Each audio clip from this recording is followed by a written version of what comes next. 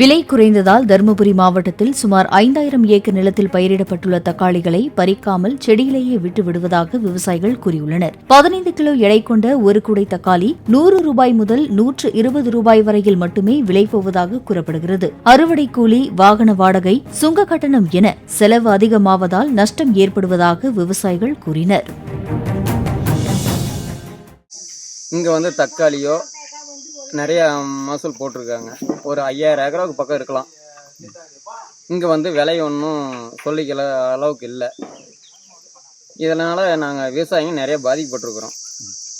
ஒன்றுங்க ரேட்டு சொல்லிக்கிற அளவுக்கு இல்லை. எதை விற்கும் அப்படின்னு நாங்களும் எதை முடிஞ்ச வரைக்கும் பண்ணணும்.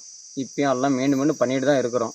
இப்போ விவசாயிங்க என்ன ரேட்டு போகுது? ஒன்றும் இல்லை, 5 ரூபாய்க்கு கூட எடுக்க மாட்டேங்கிறாங்க. நீங்கள் தக்காளி 1 கிலோ 5 ரூபாய்க்கு எடுக்க மாட்டேங்கிறாங்க.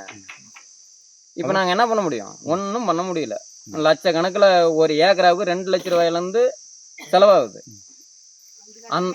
அந்த 2 லட்ச ரூபா முதலீடு இந்த 5 ரூபாய்க்கு விற்று, 1 கிலோ 5 ரூபாய்க்கு விற்று நாங்கள் எந்த விதத்தில் அந்த முதலீடு எடுக்க முடியாது. இன்னைக்கு சுச்சுவேஷனில் என்ன பார்க்கணும்னா, ஒரு பொன்னாளுக்கு 300 ரூபா கூலி.